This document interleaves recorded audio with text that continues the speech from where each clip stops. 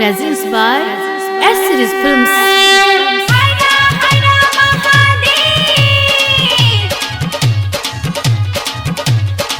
Singing by Matarla.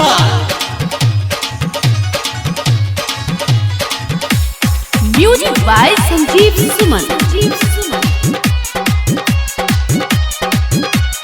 बड़ा दुख जंगल में हो खतावे, हमरो पति देवे कुछ न सोचतावे। बड़ा दुख जंगल में हो खतावे, हमरो पति देवे कुछ न सोचतावे। भंगिए के टटिया हो भंगिए के घर, हमारा नसीब में इहे रहले बर।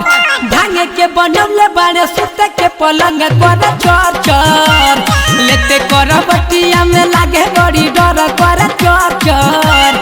भांगे के बनवले बाड़े सुते के पलंग कर चर चर।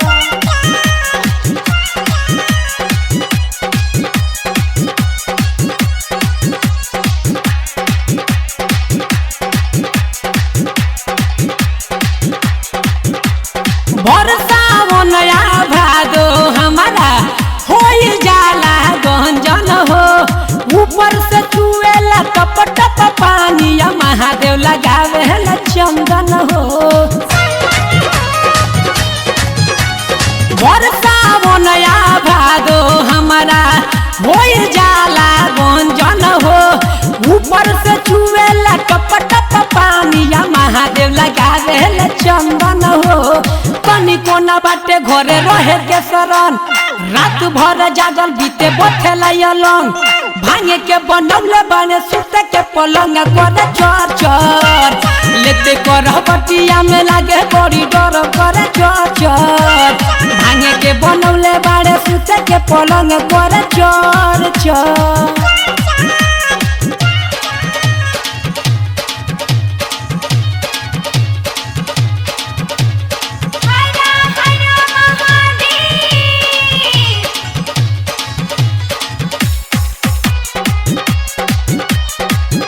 सीरीज फिल्म्स की धमाकेदार प्रस्तुति।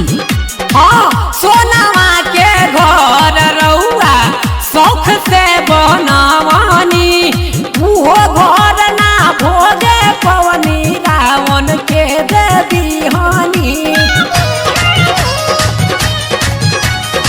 सोनावा के घर रउआ शौख से बनवानी, वो घर ना भोगे पवनी, रावण के दे दीहानी। टाइम टाइम पर गांजा भांगे चाही हरदम, बारे भगुआई लेके गांजा के दम। भांगे के बनवले बाड़े सुते के पलंग कर चर चर, लेते कर बटिया में लागे बड़ी डर कर चर चर। भांगे के बनवले बाड़े सुते के पलंग कर चर चर। म्यूजिक बाय संजीव सुमन।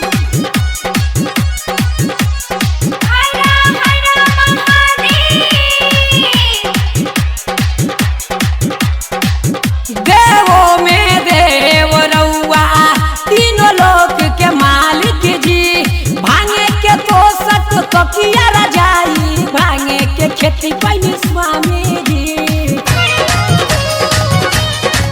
ए जी देवो में देव रउआ तीनों लोक के मालिक जी, भांगे के तो सत तकिया रजाई, भांगे के खेती पैनी स्वामी जी।